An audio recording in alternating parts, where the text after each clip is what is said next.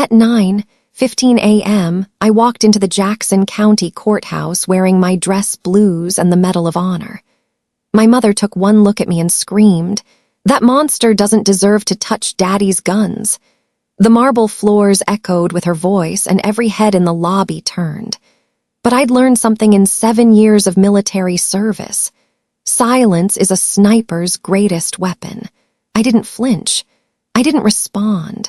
I just kept walking toward courtroom 3B, my polished boots clicking like rifle reports in a cathedral.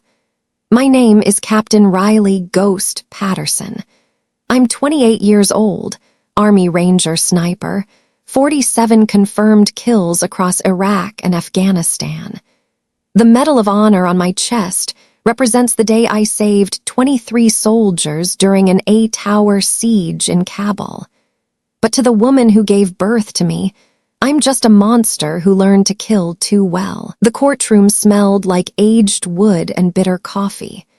I took my seat at the plaintiff's table, my dress uniform a sharp contrast to the hunting camo my family wore like battle armor. Across the aisle sat my mother, Dolores Patterson, flanked by my 2 brothers, Marcus and Jake. 3 generations of Tennessee hunters, and not one of them could meet my eyes.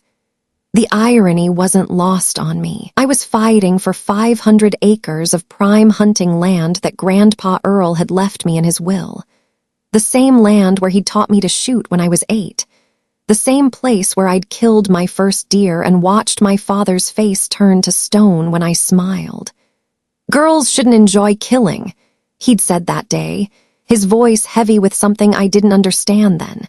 Now I knew it was fear. Fear of what I might become. Marcus cleared his throat and adjusted his tie. At 32, he was the Golden Boy college quarterback turned insurance salesman, married with 2 kids, everything a Southern family could want in a son. Jake, 30, owned the local gun shop and guided hunting parties. Between them, they'd killed maybe 200 deer in their lifetimes. I'd killed 47 human beings. The weight of that number sat heavier in this courtroom than it ever had in Afghanistan.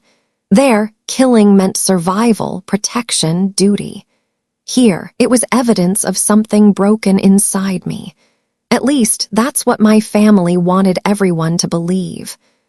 "All rise," the bailiff announced, and Judge Harrison took the bench. He was old Tennessee money, probably knew my grandfather, definitely knew my family's reputation. His eyes lingered on my Medal of Honor for a moment longer than necessary, and I wondered what story he'd been told about Earl Patterson's troubled granddaughter. Sterling Brooks, my family's attorney, stood first. Expensive suit, silver hair, the kind of lawyer who'd never missed a country club payment. "Your Honor, we're here because the late Earl Patterson made a grievous error in his final testament. This woman," he pointed at me like I was evidence in a murder trial, "has blood on her hands. 47 confirmed kills.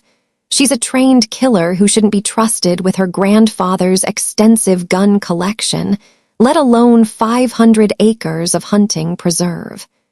The murmur from the gallery was immediate. Local reporters scribbled notes. I recognized faces from church, from high school, from the feed store where I'd bought supplies as a teenager, all of them staring at the girl who'd left home as a misfit and returned as something they couldn't understand. Mrs. Henderson from the church quilting circle whispered loudly enough for everyone to hear, "I always knew that girl was trouble. Poor Dolores having to deal with this shame." Shame. That word had followed me my entire life. Shame for being too rough, too aggressive, too good with a rifle. Shame for enlisting instead of finding a husband. Shame for coming home decorated instead of broken. Furthermore, Brooks continued, Captain Patterson has documented PTSD from her military service. The state of Tennessee cannot, in good conscience, allow an unstable individual to inherit weapons capable of mass destruction. My lawyer, Sarah Martinez, rose slowly. Former JAG officer, tough as Tennessee leather, She'd taken my case pro bono after reading about my family's challenge. "Your Honor, my client is a decorated war hero who risked her life to save others. The Medal of Honor isn't given for instability, it's awarded for valor beyond measure." But I could see it in Judge Harrison's eyes, the same look I'd gotten my whole life. The look that said, "What kind of girl becomes a killer?" Brooks pulled out a manila folder thick with documents. "We have evidence, Your Honor, that Captain Patterson's violent tendencies manifested long before her military service. At age 14, she was involved in a hunting accident that nearly killed her brother Marcus. The family has lived in fear of her unpredictable behavior for years.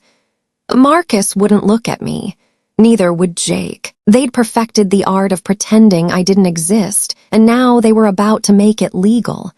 But they'd forgotten something. Snipers are patient.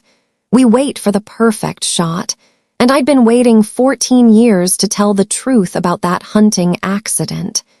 The truth they'd buried to protect their golden boy. The truth Grandpa Earl had taken to his grave. The truth that would change everything. That truth began with an 8-year-old girl who killed too easily. I was 8 years old the first time Grandpa Earl called me Ghost. It was November 15th, opening day of deer season, and we'd been sitting in his tree stand since 5:30 a.m. when the buck stepped into the clearing. "Take your time, little one," he whispered. "Breathe out slow, find your moment." The crosshairs settled behind the buck's front shoulder. My finger found the trigger. The world went silent except for my heartbeat, steady and controlled. When I squeezed, the 8-point buck dropped instantly. Clean, efficient, perfect. Grandpa Earl stared at me for a long moment, his pale blue eyes searching my face. What he found there made him step back. "Damn, girl," he said quietly. "You got the coldest eyes I ever seen on a child, like looking at a ghost." While Grandpa field dressed the deer, I watched with scientific curiosity, the precision required to separate hide from muscle, the delicate work of removing organs. Other kids my age would have looked away. I took mental notes. When we got home, my father was waiting on the porch. Lieutenant Colonel David Patterson, 25 years Army infantry, 2 tours in Vietnam. He took one look at the buck and his jaw tightened. "She's too young for this, Earl." "Girl's a natural," Grandpa replied. "Best shot I've seen since you were her age." But Dad wasn't looking at the deer. He was looking at me, still covered in blood, still smiling. "Riley, go wash up," he said. "Now." I listened from the bathroom window as they argued. "She enjoyed it too much," Dad said. "Did you see her face? No hesitation, no remorse. That's not normal for a little girl. Girls shouldn't enjoy killing, Earl. It's not natural." That word natural would follow me for the next decade. In the Patterson family, there were rules about what little girls should be. They should play with dolls, not disassemble rifles. They should cry at Disney movies, not study ballistics tables. Marcus and Jake fit the mold perfectly. Marcus was everything a Patterson son should be: athletic, charming, popular. Jake showed promise as a hunter but had the appropriate emotional responses. He'd flinch at the kill shot. He'd say a prayer over the animal. I never flinched. By age 12, I was tracking wounded deer through terrain that made grown men quit. By 14, I could calculate wind drift and bullet drop faster than Dad could work his ballistics calculator. But it was the accident that sealed my fate. October 22nd, 3 days before my 14th birthday. We were hunting the ridge line behind our property. Marcus was in his favorite tree stand, 20 feet up an old hickory.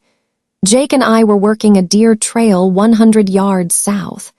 At 2:47 p.m., I heard the crack. Not a gunshot, the sound of old wood giving way.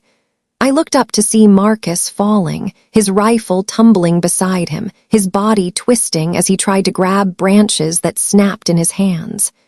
He hit the ground with a sound I'll never forget, soft and final.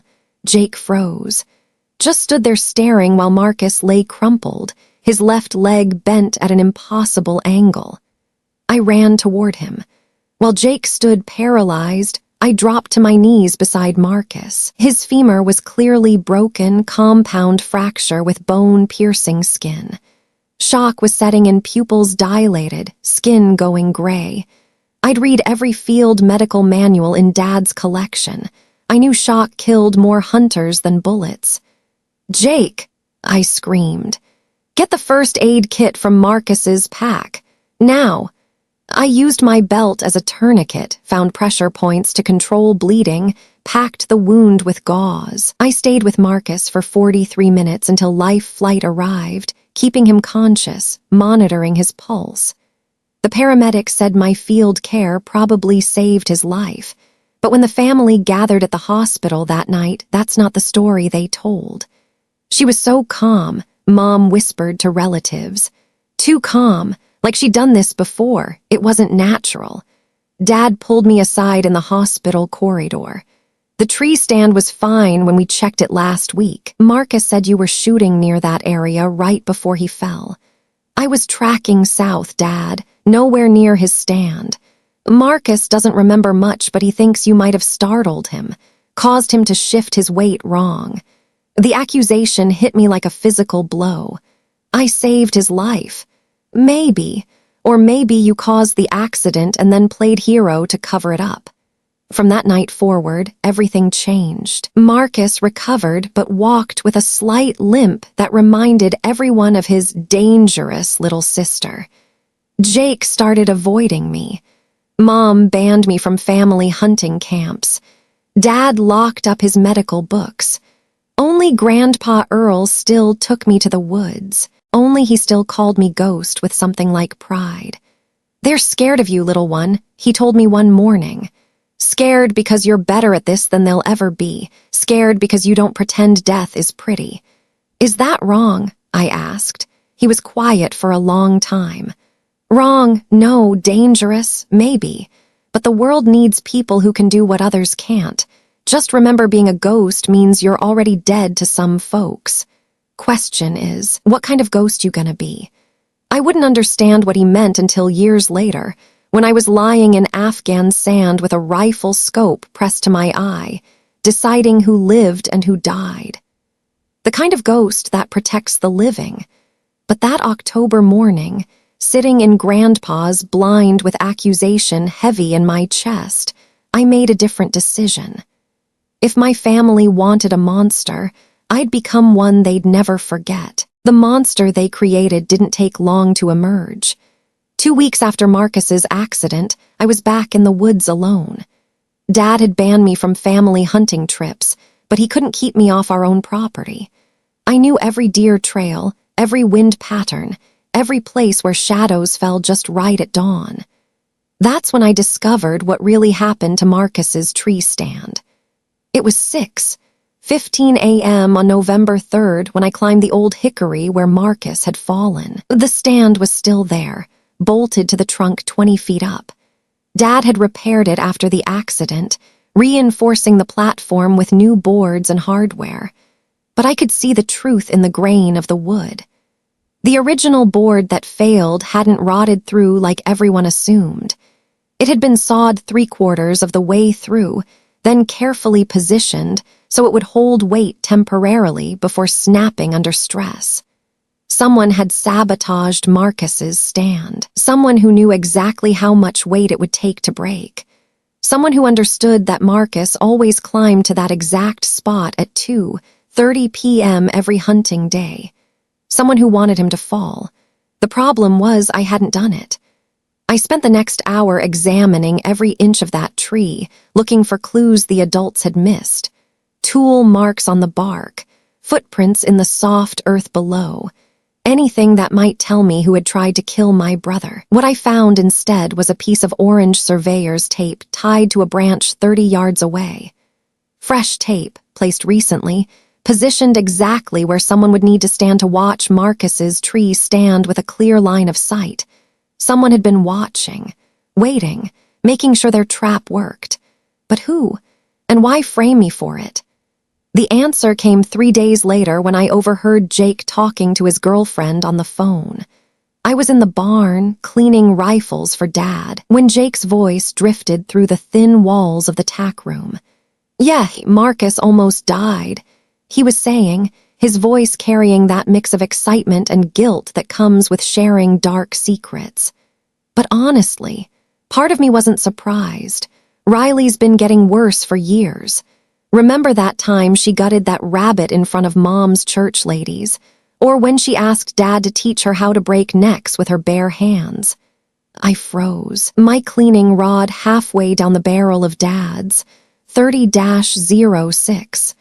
"I mean, we all saw it coming," Jake continued. "She's not right in the head, too much like Dad's stories about Vietnam.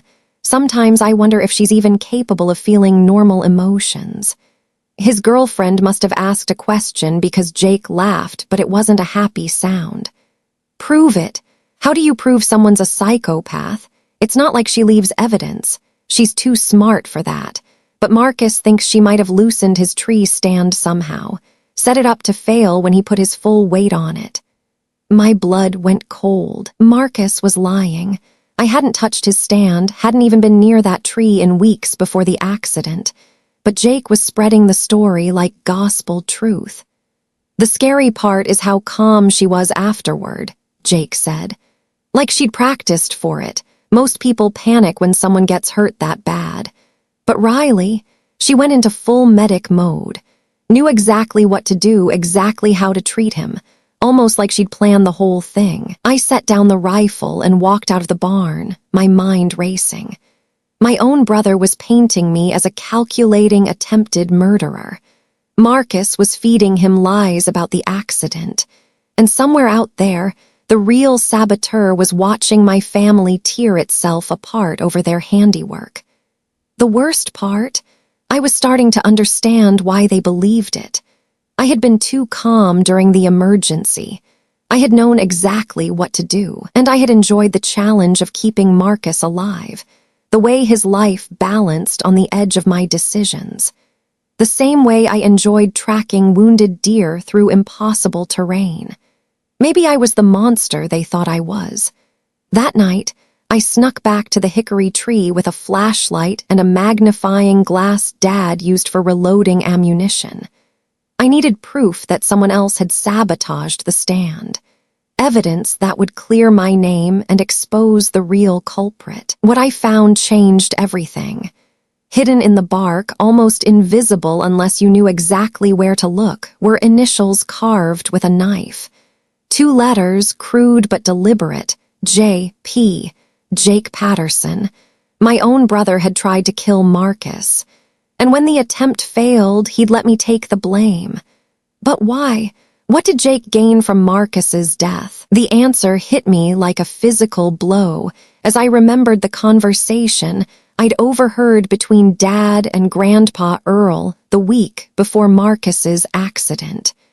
They'd been discussing Dad's will, how the hunting property would pass to the oldest son when Dad died, how Marcus, as the golden boy, would inherit everything while Jake got a token payment and I got nothing. Jake had tried to eliminate his competition. When that failed, he'd found a different strategy, destroy my credibility so thoroughly that when the truth came out, nobody would believe me. He'd underestimated one thing, though.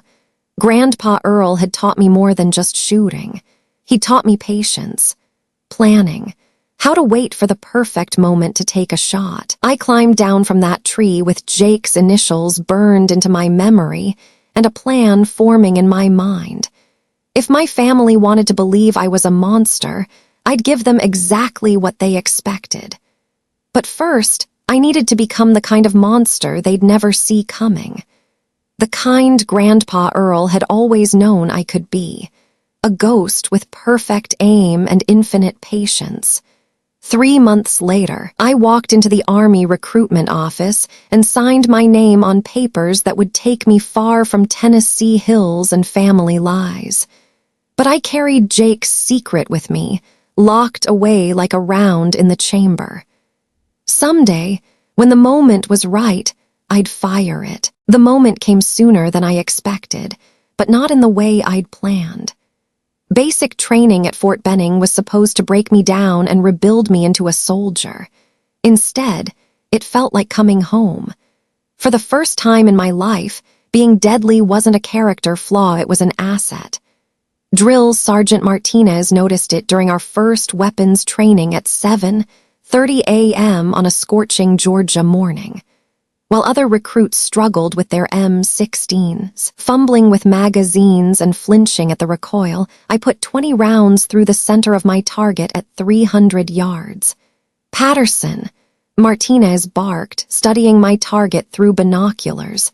"You ever shoot before?" "Yes, Drill Sergeant. Your grandfather teach you to shoot like Annie Oakley, or you just naturally gifted at killing things?" The question hung in the humid air like smoke. Around me, other recruits whispered about the girl from Tennessee who could outshoot half the men in the company. "Natural, I guess, Drill Sergeant." Martinez nodded slowly. "See me after chow. We need to talk about your future." That conversation changed everything. Within 2 weeks, I was recommended for sniper school. Within 3 months, I had orders for the 75th Ranger Regiment. But it was the nickname that really marked my transformation. It happened during a night training exercise in the pine forests surrounding Fort Benning. At 11:45 p.m., our squad leader, Staff Sergeant Chen, called for a halt. Intelligence reported enemy snipers in the area, drill instructors with night vision and paintball guns. "Patterson," Chen whispered over the radio. "You see anything?" I'd been scanning the tree line through my scope for 10 minutes, looking for the telltale signs that separated hunters from prey. "Contact," I whispered back. 200 meters bearing 045, behind the fallen log with the white fungus growth. Chen raised his binoculars. "I don't see shit. Trust me." I adjusted my scope for wind and distance, found my natural point of aim, controlled my breathing. The crosshairs settled on a shadow that looked like every other shadow in the forest, except it wasn't. I squeezed the trigger. The paintball round flew true, and 200 meters away, a drill instructor stood up, cursing and wiping yellow paint from his chest. "How the hell did she see me?" he shouted across the forest. Chen lowered his binoculars, staring at me with something between respect and unease. "Jesus, Patterson, you sure you're human?" That's when Private Rodriguez piped up from behind a tree. "Human? Hell no, Sergeant. She's a ghost. Sees everything, hits everything, moves through the woods like she ain't even there." The name stuck. Within a week, even the drill instructors were calling me Ghost. My scores at sniper school were unprecedented. I graduated first in my class with a final test score that became legend: 47 out of 50 targets at ranges from 200 to 800 meters, under combat conditions. The 2 instructors who evaluated my final test called me into their office afterward. "Patterson," Master Sergeant Williams said, his weathered face serious. "In 20 years of training snipers, I've never seen natural ability like yours. You don't just shoot targets, you understand them." Sergeant First Class Torres nodded. "Question is, what do you plan to do with that gift?" I thought about Jake's initials carved in bark, about Marcus's lies and my family's willingness to believe them, about Grandpa Earl's words. "What kind of ghost you gonna be?" "Whatever my country needs me to do, Sergeant." Williams smiled. "Good answer, because we've got orders for you. Direct assignment to the 75th Ranger Regiment. You ship out to Fort Lewis next week, then deployment to Iraq." Iraq, a real war, real enemies, real targets. For the first time since Marcus's accident, I felt something like excitement stirring in my chest. "One more thing," Torres added, pulling out a manila folder. "Your family's been trying to contact you. Something about your grandfather being sick." My hand paused over the folder. Grandpa Earl, the only person who'd ever understood what I was becoming. How sick? Bad sick? Lung cancer, maybe a month or two left. I stared at the folder without taking it. Inside were probably letters from Mom and Dad, maybe even Marcus and Jake, suddenly interested in family reconciliation now that I was wearing the uniform. Too little, too late. "Tell them I'm unavailable for contact," I said, turning toward the door. "I've got a war to fight." Behind me, I heard Williams mutter to Torres, "Damn, that girl really is a ghost." He was right. The Riley Patterson who'd grown up in Tennessee hills, who'd saved her brother's life and been accused of trying to end it, who'd discovered family betrayal carved in tree bark, that girl was dead. In her place stood something harder, colder, more precise, something the enemy would learn to fear. They learned to fear me faster than I expected. My first deployment to Iraq came 8 months after sniper school. Ramadi, 2008, the heart of Al Anbar province where insurgents turned every rooftop into a fortress. I was assigned to Bravo Company, 2nd Battalion, 75th Ranger Regiment as their designated marksman. The Rangers didn't know what to make of me at first, a 19-year-old girl from Tennessee who moved through urban combat zones like she was hunting deer back home. Sergeant Mike Chen became my spotter. He was 25 from San Francisco, 2 deployments under his belt, with eyes that had seen too much. He'd lost his previous sniper partner to an IED 3 weeks before I arrived. Our first real test came March 15th at 3:20 a.m. Routine overwatch mission, positioned on a rooftop overlooking Market Street while a patrol searched for weapons caches below. "You ever kill anyone before, Ghost?" Chen asked, adjusting his spotting scope in the pre-dawn darkness. "Not yet," I replied, scanning through my rifle scope. "You? 12 confirmed, 7 maybes." His voice carried the weight of each number. "It changes you. Each one takes something." At 4:47 a.m., that conversation became irrelevant. The attack came from 3 directions simultaneously. Insurgents with AK-47s and RPGs, coordinated assault designed to trap our patrol in a crossfire. From 400 meters away, I could see muzzle flashes erupting from windows like deadly fireworks. "Contact," Chen shouted into his radio. "Multiple hostiles, request immediate support." But support was 20 minutes away, and the patrol below was pinned down hard. Rangers dove for cover behind vehicles and barriers, return fire sporadic and desperate. "Ghost," Chen said, his voice steady despite the chaos. "Clear shots on at least 6 targets, ranges from 350 to 450 meters, wind 3 to 5 from the west." I began the deadly mathematics that would define my life. Target 1. Insurgent with RPG, 3rd floor window, 380 meters. I calculated wind drift. Bullet drop found my natural point of aim. Crosshairs settled center mass. Controlled breathing. Squeeze. The 308 round dropped the RPG gunner instantly. "Hit," Chen confirmed. "Target down." Target 2, sniper on a rooftop, 420 meters, partially concealed. Harder shot, but he was the biggest threat to our patrol. "Left 2 degrees, Chen advised. "Elevation up 1 click. Adjust, breathe, squeeze." Hit. Target down. For the next 37 minutes, I systematically eliminated every insurgent I could find. Chen called targets, I took the shots. We worked like parts of the same weapon. By the time reinforcements arrived, the street was quiet. 11 confirmed kills, 0 friendly casualties. The patrol sergeant, Rodriguez, climbed up to our position afterward. His gear was shredded, his face streaked with dust and sweat. "Ghost," he said, extending his hand. "I don't know what kind of training you got, but you just saved 23 lives down there." 23 lives. The number settled into my memory like a physical weight. "When we were getting chewed up down there," Rodriguez continued, "you were up here like some kind of guardian angel, cool as ice, picking off bad guys like you were shooting cans off a fence." Guardian angel. The irony wasn't lost on me. Back home, my family saw me as a monster. Here, I was salvation. Chen packed up his spotting scope, his hands noticeably steadier than they'd been that morning. 11 kills in 37 minutes, he said quietly. You didn't miss once, not once.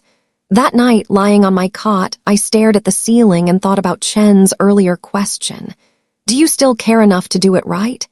The answer was yes, but not for the reasons he expected. I cared because each shot meant another ranger went home to his family. Each target eliminated was one less threat to the brothers who'd accepted me when my own blood had cast me out. Each kill was proof that the monster my family had created could be something more than destructive. In the Tennessee hills, I'd been Riley Patterson, the unnatural girl who enjoyed killing too much.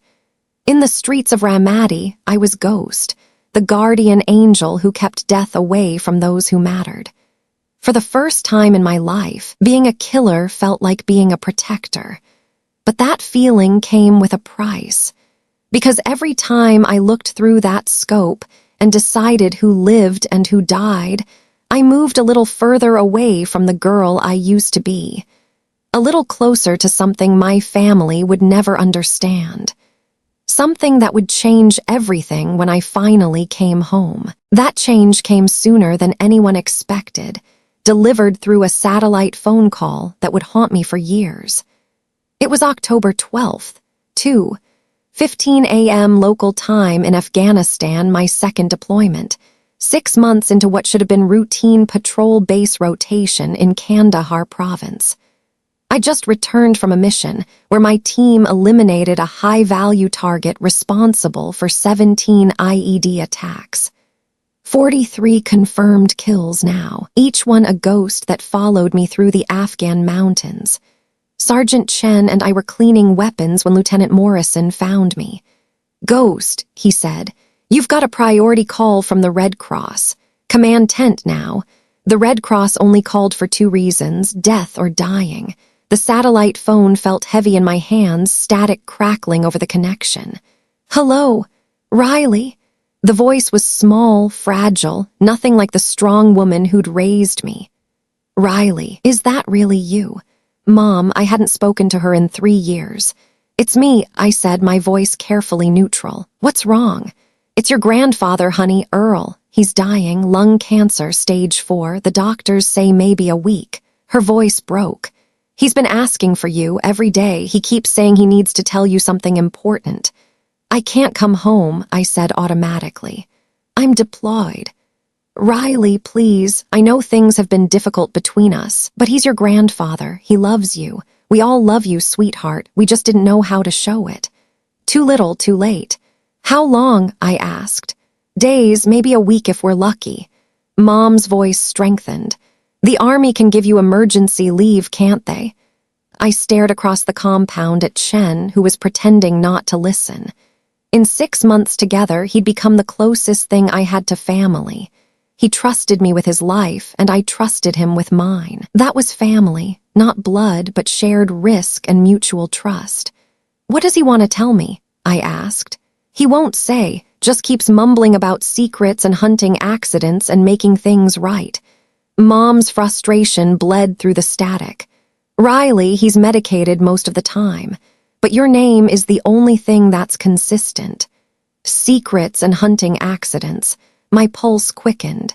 Did Grandpa Earl know about Jake's sabotage? Had he seen the initials carved in the tree bark? Are Marcus and Jake there? I asked. Of course they are here. This is family, Riley, real family. Not whatever substitute you found in that God-forsaken desert. Something cold twisted in my chest.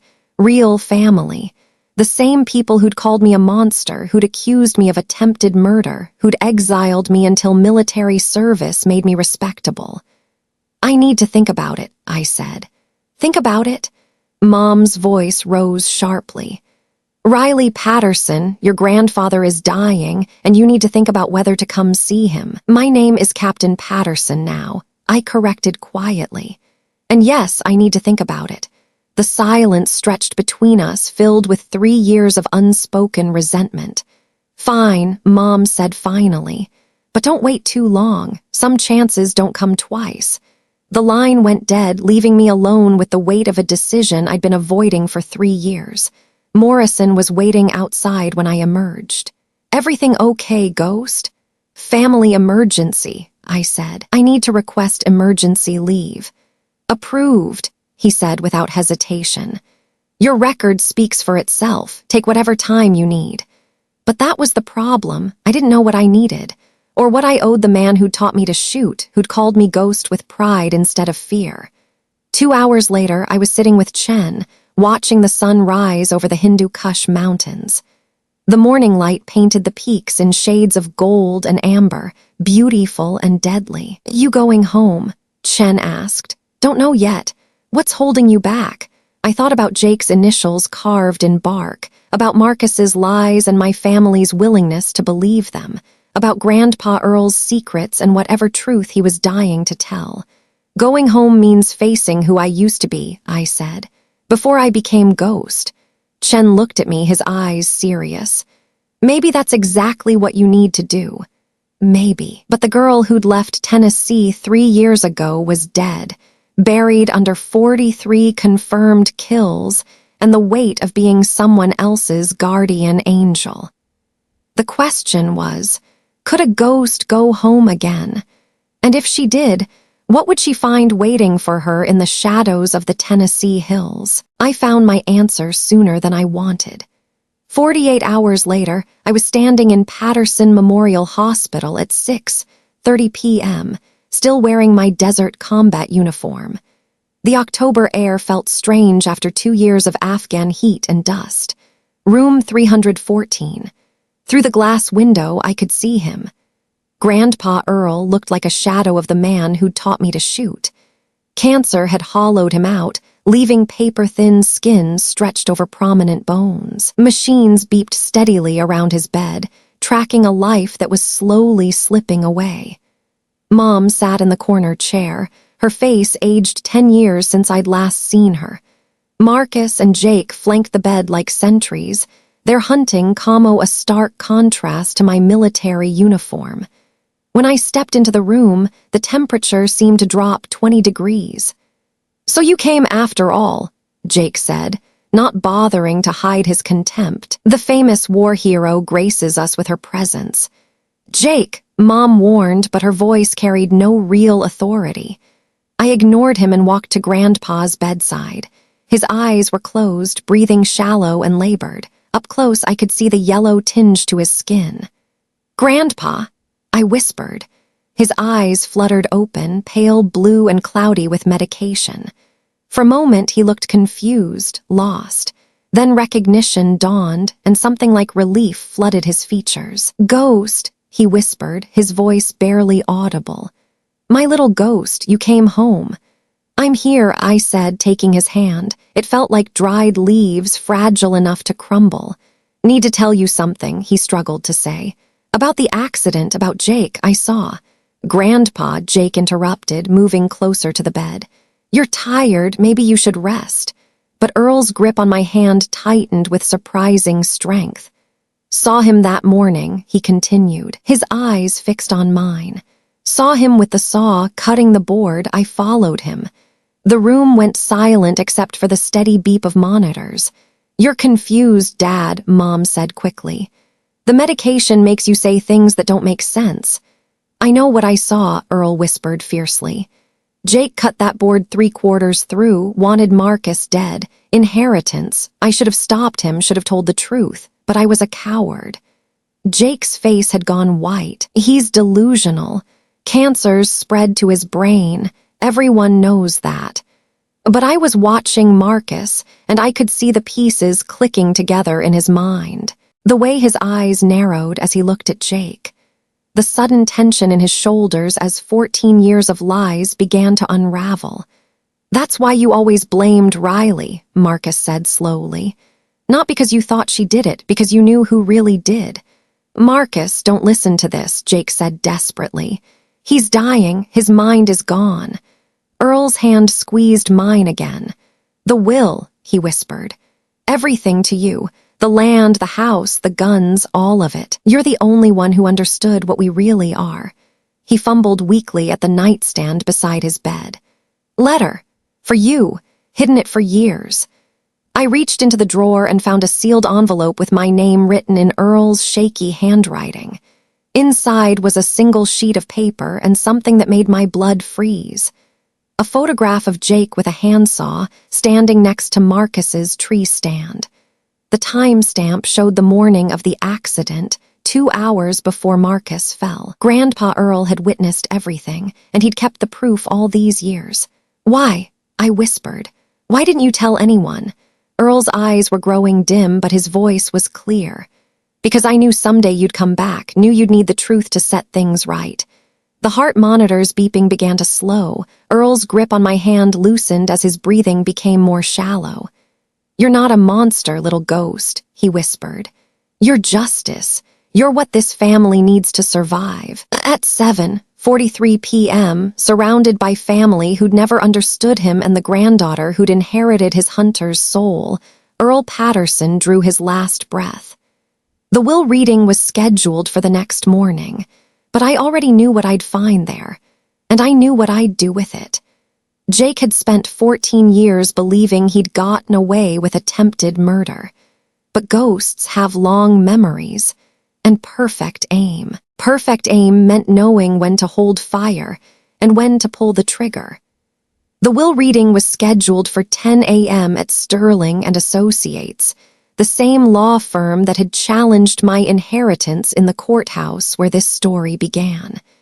But this time, I wasn't walking into an ambush, I was setting one. At 9:45 a.m., I sat in the mahogany-paneled conference room wearing my dress blues and Medal of Honor, the photograph of Jake with the handsaw tucked safely in my jacket pocket. Mom, Marcus, and Jake sat across from me, their faces a mixture of grief and barely concealed greed. Attorney William Sterling cleared his throat and opened the sealed envelope containing Grandpa Earl's last will and testament.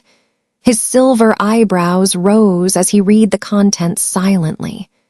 "This is unusual," he said, adjusting his glasses. "Earl Patterson has left his entire estate, 500 acres of prime hunting land, the family home, and his complete firearms collection to his granddaughter, Captain Riley Patterson." Jake's face flushed red. "That's impossible." Dad was medicated, confused. He couldn't have been thinking clearly. "The will is dated 3 years ago," Sterling continued, "long before Mr. Patterson's illness. It's been notarized and witnessed properly. There's also a sealed letter addressed specifically to Captain Patterson." I took the envelope with steady hands, opened it, and read Grandpa's final words aloud.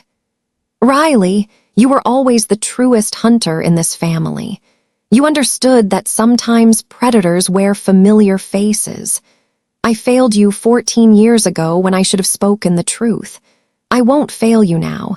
Use what I've given you to set things right. The land remembers everything, including Jake's footprints by Marcus's tree stand that morning. Check the old oak behind the house. I buried more evidence there. Make them pay for what they did to you, your loving Grandpa Earl." The silence in the room was deafening. Marcus leaned forward, his face pale. "Evidence? What evidence?" But Jake was already standing, panic flickering in his eyes. "This is all lies. Dad was delusional. Everyone knows Riley's been unstable since she came back from the war. PTSD makes soldiers paranoid, violent.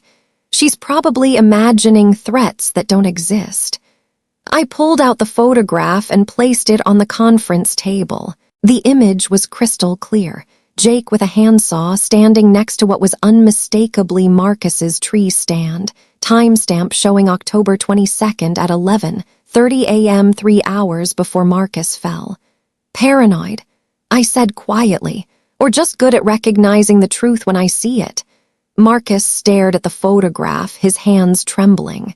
"You tried to kill me," he whispered. My own brother tried to murder me. That's not what it looks like, Jake said desperately. I was just doing maintenance on the stand. Dad asked me to check all the equipment before hunting season. Then why didn't you report the damaged board? I asked. Why let Marcus climb a stand you knew was compromised? Sterling was studying the photograph with professional interest. If this image is authentic, and if there's additional evidence as the letter suggests, this could constitute attempted murder charges. The statute of limitations may have expired, but inheritance fraud is still prosecutable. Jake's lawyer, who'd been silent until now, finally spoke up. My client contests this will on grounds of undue influence and the mental incompetence of the deceased.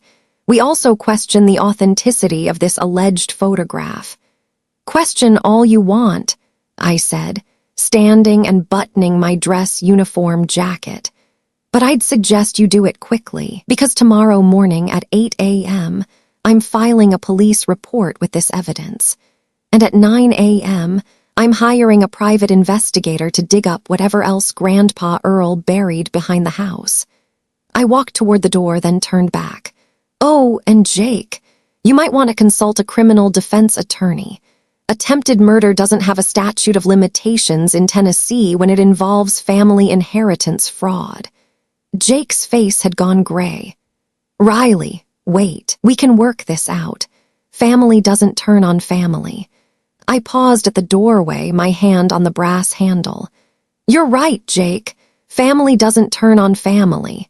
But you stopped being my family the moment you decided Marcus should die for money. As I walked out of Sterling and Associates, I could hear raised voices erupting behind me. Accusations, denials, the sound of chairs scraping against hardwood floors. But I felt nothing except the cold satisfaction of a sniper who'd waited 14 years for the perfect shot. The hunt was finally over. Now came the harvest. And in the Tennessee hills where this story began, there was still one more secret waiting to be unearthed. That secret found me before I could find it. I was driving back to the family property at 2:30 p.m. when my phone rang. Unknown number, military exchange. In my experience, unexpected calls from the Army meant one of two things, emergency or opportunity. Captain Patterson. Ghost. The voice was familiar, steady, carrying the weight of shared combat experience. It's Chen, Mike Chen, your old spotter. I pulled over on the gravel shoulder, my heart rate spiking for reasons I couldn't explain. Chen, how did you get this number? Army network, same as always. Listen, I heard through channels that you're dealing with some family legal trouble back home. Something about inheritance and character assassination. How could you possibly know that? Because Jake Patterson's lawyer contacted the Pentagon yesterday, Chen said, his voice grim. They're trying to get your military records, specifically your psychological evaluations and fitness reports. They want to prove you're mentally unstable, unfit to inherit property with firearms. My grip tightened on the steering wheel. Jake wasn't just fighting me in Tennessee family court, he was trying to weaponize my military service against me. Can they do that? Not without a court order, which they won't get. But Ghost, there's something else. Something you need to know about why I'm really calling. Chen paused, and I could hear the familiar sound of military equipment in the background. I'm not just your old spotter anymore. I'm testifying at a congressional hearing next week about PTSD treatment for combat veterans. Your name came up in my prepared statement. My name? Why? Because you saved my life, Ghost. Not just in Ramadi after.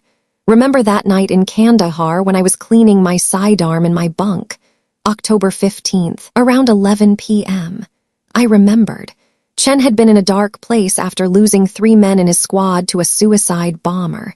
He'd been drinking alone with a loaded pistol in his hands.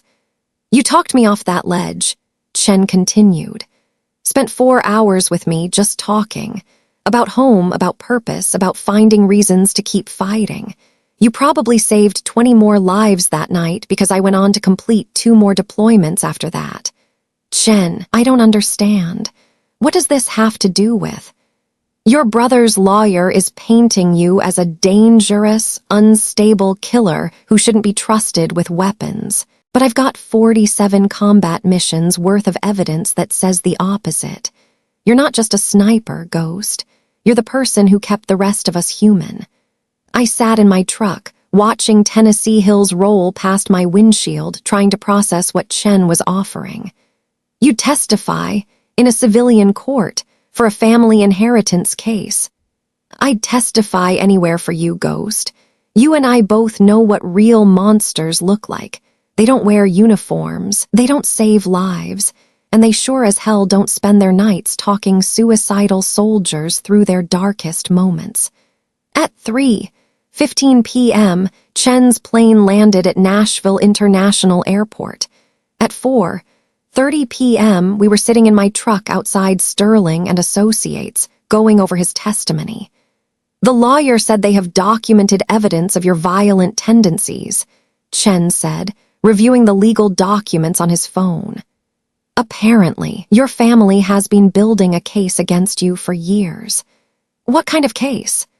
Medical records from when you were hospitalized for exhaustion after your third deployment.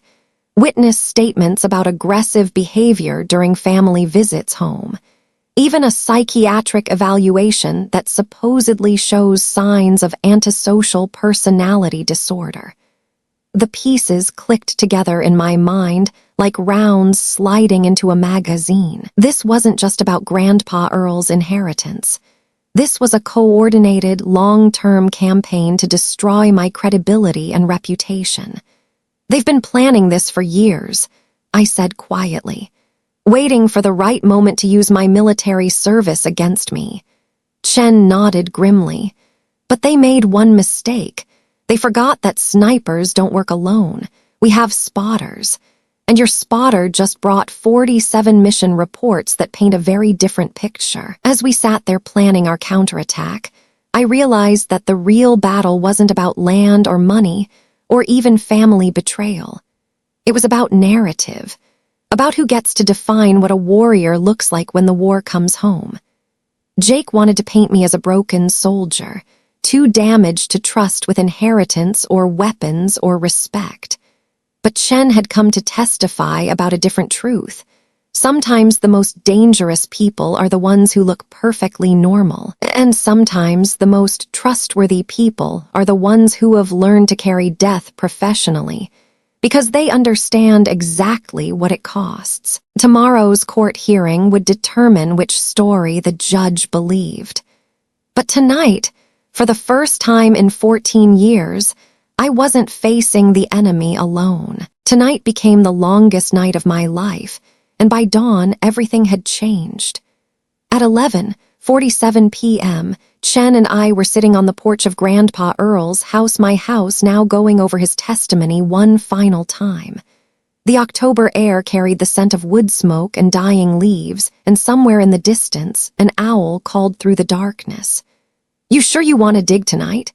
Chen asked, studying the old oak tree behind the house. "Court's in 8 hours. Maybe we should wait." "No," I said, adjusting the beam of my tactical flashlight. "If there's evidence buried out there, I want to know what it is before Jake's lawyer tries to ambush us tomorrow." The oak tree was massive, probably 100 years old, with gnarled roots that spread like fingers through the Tennessee soil. Grandpa's letter had said to check behind the house, but it took us 20 minutes of searching before Chen spotted what we were looking for.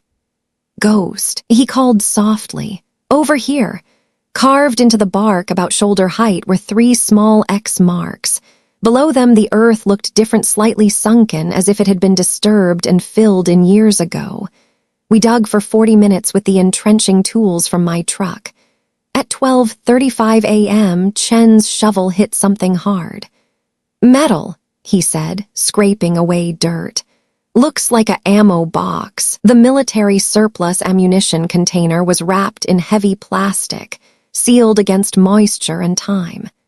Inside, protected by desiccant packets, was a collection that made my blood run cold. Photographs, Dozens of them. Jake with a handsaw, taken from multiple angles and timestamps spanning several hours on the morning of Marcus's accident. Jake carrying tools to and from Marcus's tree stand. Jake testing the weakened board with his weight, then backing away when it creaked ominously. But it was the last photograph that stopped my heart completely. Jake and Dad standing together near Marcus's tree stand, examining the sabotaged board. The timestamp showed 1:15 p.m., 1 hour and 15 minutes before Marcus fell. Dad had known. My own father had discovered Jake's sabotage and done nothing to stop it. "Jesus Christ," Chen whispered, looking at the photo over my shoulder. "Your father was in on it." I stared at the image, my hands trembling despite my sniper training. Dad pointing at the damaged board. Jake nodding. Both of them walking away, leaving Marcus to climb a tree stand they knew would fail. "Not in on it," I said quietly. But he chose Jake over Marcus, chose the son who was willing to kill over the son who was innocent. There was more in the ammo box. A handwritten note from Grandpa Earl, dated the day after Marcus's accident. I followed Jake that morning because something felt wrong. I took these pictures because I knew someday the truth would matter. David found Jake and me together at 1:15 after Jake had finished his work. He looked at that board, looked at me, and said, "This family has been through enough tragedy. Sometimes accidents just happen." Then he walked away. I should have stopped it. I should have saved Marcus. But I was a coward, and I let them all blame Riley instead. If you're reading this, little ghost, it means I finally found the courage to make things right. Use this evidence. Destroy them all. They deserve everything that's coming. Earl Patterson. Chen was studying the photographs with professional interest. "This isn't just evidence of attempted murder," he said. "This is evidence of conspiracy. Your father and Jake both knew Marcus was going to fall, and they let it happen." At 1:20 a.m., we sealed the evidence back in the ammo box and carried it inside. I made coffee with hands that shook despite my best efforts to control them, while Chen called his lawyer friend in D.C. to discuss federal charges for conspiracy to commit murder. The irony wasn't lost on me. For 14 years, I'd been haunted by the belief that my family saw me as a monster. Now I knew the truth. They hadn't been afraid of the monster in me. They'd been protecting the monsters in them.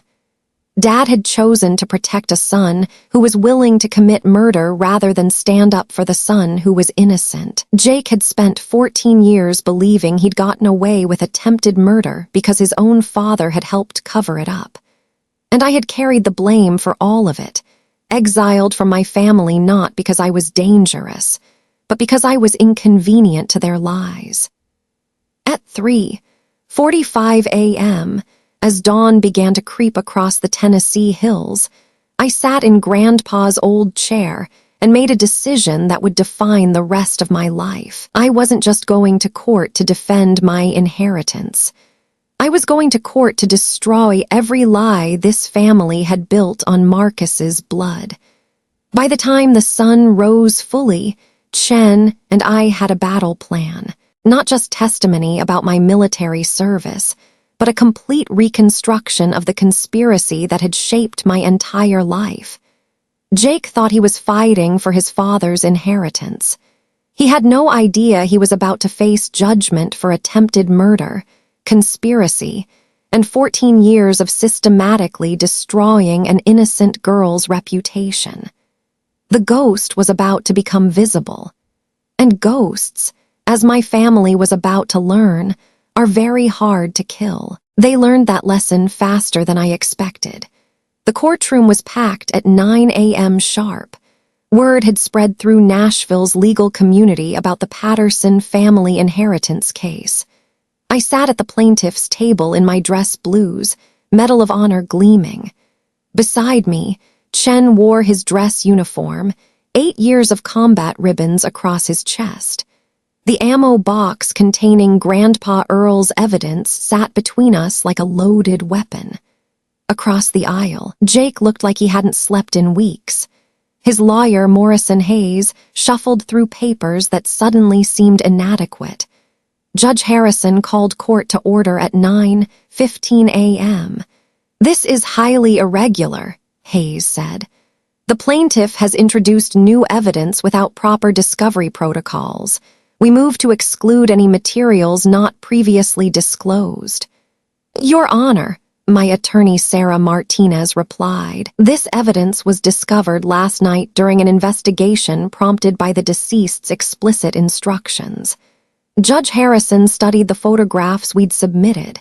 His weathered face showed no emotion, but I could see his jaw tighten as he examined the timestamps. "Mr. Hayes," the judge said slowly, "are you prepared to explain why your client appears in these photographs with a handsaw at the scene of an alleged accident?" Jake started to speak, but Hayes silenced him.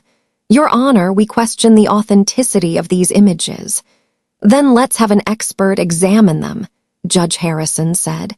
"But first, I want to hear from Sergeant Chen, who has testimony relevant to Captain Patterson's mental fitness." Chen walked to the witness stand with measured military precision. When sworn in, his voice carried across the courtroom like a command. "Sergeant Michael Chen, United States Army. I served as spotter for Captain Patterson during 47 combat missions." Martinez approached. "Sergeant Chen, in your professional opinion, is Captain Patterson mentally unstable or dangerous?" Chen looked directly at Jake. "Ma'am, I've served with hundreds of soldiers. Captain Patterson is the most controlled, disciplined, and mentally stable individual I've ever encountered under fire. She saved more lives than any soldier I know, including mine." "Can you elaborate?" "October 15th, 2009, Kandahar Province. I was suffering severe PTSD after losing 3 men. I was alone with a loaded sidearm, contemplating suicide. Captain Patterson found me at 11 p.m. and spent 4 hours talking me through the crisis. She didn't just save my life, she gave me tools to save myself." The courtroom fell silent. "She could have reported me ending my career," Chen continued. "Instead, she helped me get treatment while protecting my service record. That's not unstable behavior. That's someone who understands the value of human life."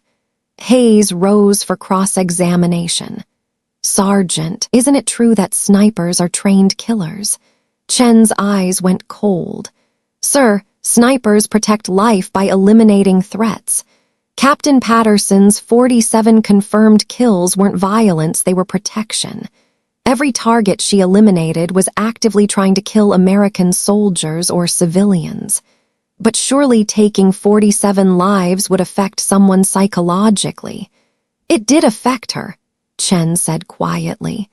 "She carried the weight of every shot, but she also carried the knowledge that each shot meant someone else got to go home. That's not psychopathy, that's the burden of being responsible for others' survival." Hayes pressed harder. "You're not a mental health professional. How can you assess her psychological state?" Chen smiled, and for the first time he looked dangerous. "Because I know what real monsters look like, sir. They don't save lives, they don't lose sleep over their actions, and they don't spend nights talking suicidal soldiers through crises." He turned to look directly at Jake. "Real monsters try to kill their own brothers for money. Real monsters let innocent people take blame for their crimes." "Objection!" Hayes shouted. "Sustained," Judge Harrison said, "but I'll allow the testimony about Captain Patterson's character." As Chen returned to his seat, I felt complete vindication for the first time in 14 years. When Martinez called me to testify, I walked to the witness stand with the confidence of a sniper who'd found her target. It was time to take the shot that would end this war forever. That shot was more precise than any I'd ever taken in combat.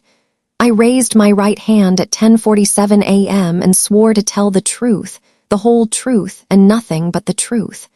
For the first time in 14 years, I was finally going to do exactly that. Captain Patterson, Martinez began, please tell the court about the morning of October 22nd when your brother Marcus was injured. I looked across the courtroom at Jake, whose face had gone gray with anticipation. Then I spoke with the same calm precision I'd used to save lives in Afghanistan.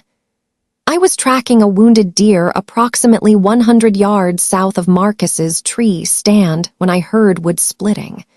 I immediately ran toward the sound and found Marcus with a compound fracture. I administered first aid using my field medical training until life flight arrived 43 minutes later. Did you cause your brother's accident in any way? No, ma'am. I was nowhere near his tree stand when it failed. Martinez introduced the photographs from Grandpa Earl's ammo box. The courtroom erupted as the images were displayed. Jake with the handsaw, the deliberately weakened board, the timestamp proving premeditation. Captain Patterson, do you recognize the person in these photographs? Yes, ma'am. That's my brother Jake, systematically sabotaging Marcus's tree stand on the morning he was injured. Jake's lawyer objected, but Judge Harrison had seen enough. The photographs were too detailed, too consistent to be fabricated. I continued my testimony, detailing 14 years of being blamed for an accident I didn't cause, exiled from my family for having the medical skills to save Marcus's life. In your professional opinion as a decorated combat veteran, Martinez asked, are you mentally fit to inherit your grandfather's property and firearms? Yes, ma'am. If the United States military trusts me with precision rifles in combat zones, I believe I can be trusted with hunting rifles in Tennessee. When I finished testifying at 11:35 a.m., the courtroom was silent except for the soft sobbing of my mother, who finally understood what had been done to her daughter. Judge Harrison's ruling was swift and decisive. Jake was ordered to pay restitution, the inheritance was confirmed as mine, and criminal charges for attempted murder were referred to the district attorney. The real victory came when Marcus approached me in the courthouse parking lot. Riley, he said, his voice breaking, I'm sorry. I let them convince me you were dangerous when you were the one who saved my life. I don't need your apology, Marcus.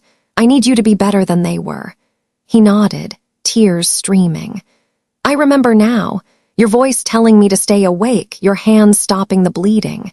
You fought death itself to keep me alive. 18 months later, the Patterson Veterans PTSD Retreat Center opened its doors on those Tennessee hills, a place where combat veterans could find peace and healing among people who'd walked similar paths. Chen serves as my co-director. We've helped over 200 veterans transition back to civilian life, using the same patience and precision that once made us effective in combat. Jake was convicted of attempted murder and conspiracy. He's serving 12 years in state prison. I don't visit. Some ghosts are better left buried. The hunting property has been converted into therapeutic outdoor spaces. Veterans come here to remember what peace feels like. Sometimes, late at night when the hills are quiet, I think about Grandpa Earl's words. What kind of ghost you gonna be? I chose to be the kind that heals instead of haunts, the kind that builds instead of destroys, the kind that proves monsters can become guardian angels if they're willing to do the work. If this story spoke to you, if you've ever felt misunderstood or blamed for someone else's actions, know that you're not alone. Your voice matters and your truth deserves to be heard. Thank you for listening to my story. Take care of yourselves out there, and remember sometimes the greatest battles are fought with truth, patience, and courage. Stay strong, stay safe, and we'll see you in the next story.